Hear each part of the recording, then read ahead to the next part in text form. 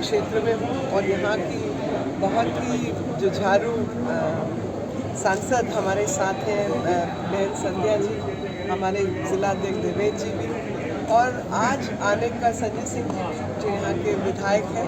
तो यहाँ आने का एक ही मकसद था, वो यही था कि मध्य प्रदेश की जनता से जो वायदे हमने किए थे, उन चुनावी वायदों को केवल चुनावी वायदा नहीं छोड़ा, बल्कि हर एक वायदे को पूरा करने का काम हम लोगों ने किया है। और केंद्र सरकार की योजनाओं को लगातार जिस ईमानदारी के साथ मध्य प्रदेश में लागू किया गया, वो बहुत ही सराहनीय कार्य हुआ। मैडम, आपके यहाँ सांसदों के मैदान में उतारा जा रहा है, विधायकों के टिकट काटे जा रहे हैं, भाजपा डरी हुई है या फिर लोग नहीं? ये तो व्यवस्था है जी, व्यवस्था में, संगठन में, सरकार में, केंद्र सरकार में ये आपसी बदलाव होता रहता है। और ये इसलिए होता है कि हमारे पास हर एक स्थान पर एक से ज़्यादा लोग जो हैं वो काबिल हैं और हर एक को मौका मिलना चाहिए। वो तो चक्र है, आज संगठन, कल सरकार, परसों राज्य, ये सब तो चलता रहता है। कांग्रेस के द्वारा सीएम पेश घोषित न किए जाने पर हर बार भाजपा सवाल उठाती रही, इस बार भाजपा को सीएम पेश नहीं करवा रही, क्या एंटी इनकम्बेंसी है?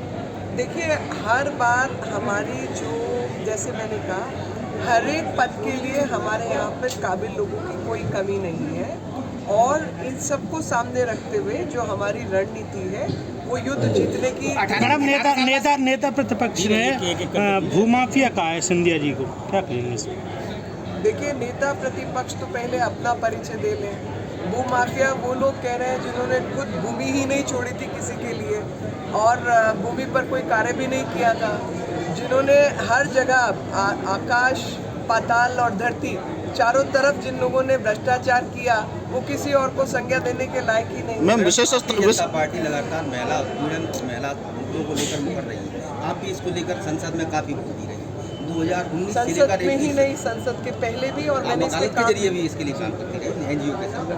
तो 2019 से 21 तक के आंकड़े में मध्य प्रदेश में सबसे ज़्यादा महिलाएं और उनमें युवतियाँ नहीं गायब हुई है, ये आंकड़े प्रस्तुत किए गए हैं। अच्छा, पूरे आंकड़े, इसको लेकर आप क्या कहेंगी? पार्टी की स्थिति क्या स्पष्ट है? देखिए, एनसीआरबी के आंकड़ों में आपको दो बातें समझनी है। समाज और सरकार दोनों का पक्ष रहता है। जब समाज में कुरीतियाँ आती हैं और किसी भी वजह से हो, तो सरकार को उस पर कार्रवाई करनी होती है।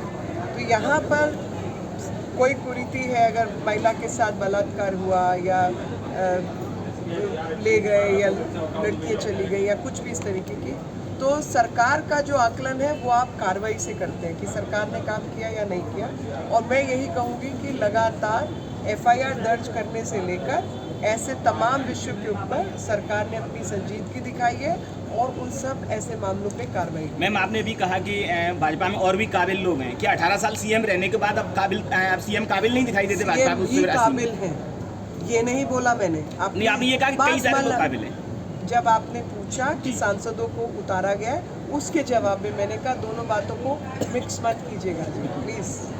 मैम, अभी विशेष सत्र बुलाकर महिलाओं के लिए आरक्षण लागू किया गया, क्या इस चुनाव में लागू हो जाएगा ये आरक्षण? कितनी सीट देंगे? अब ये उस स्थिति में मैं नहीं हूँ कि मैं इस पर बयान दूँ, क्योंकि अगर विचारा है तो करने के लिए ही विचारा है। ये मोदी जी का वायदा है। वन नेशन वन इलेक्शन कह चुकी है कि ये पहले भी कर चुकी कांग्रेस, तो कब कर चुकी है कांग्रेस ने? क्या झूठ बोल, मतलब बताइए, आप तो पढ़े लिखे आदमी, आप उनसे कहिए तारीख और समय बता दीजिए।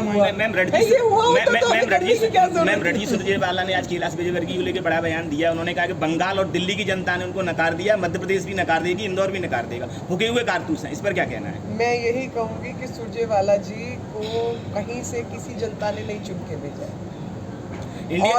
और दूसरों पर टिप्पणी करने से पहले हमारे यहाँ ना मंदिर में एक शीशा लगा रहता है, और मंदिर में शीशा लगता है कि भगवान के दर्शन करने से पहले आप अपने अंदर के ईश्वर को पहचाने।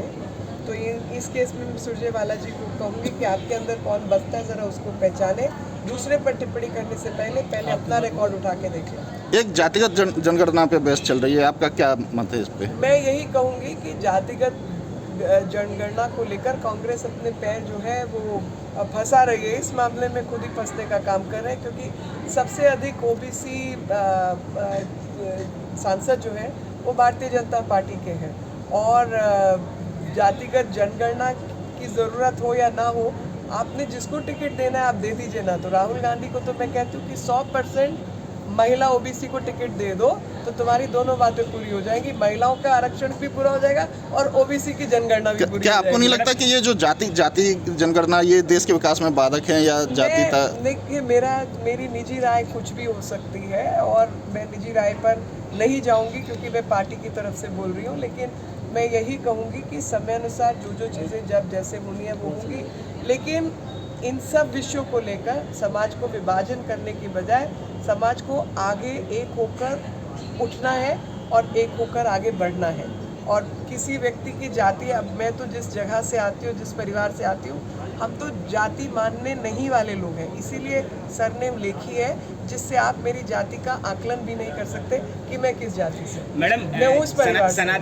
सनातन पर लेकर भाजपा लगातार कांग्रेस पर हमलावर है। स्टोलन के बयान को भी लेकर मुद्दा बनाया जा रहा है। मध्य प्रदेश में भाजपा ने एक ऐसे प्रत्याशी को टिकट दिया जिसके पिताजी ने रामायण जलाई, गोंडवाना पार्टी से अभी आई है मोनिका भट्टी, उनको टिकट दिया, रामायण जलाई। सनातन पर लगातार वो हमलावर रही।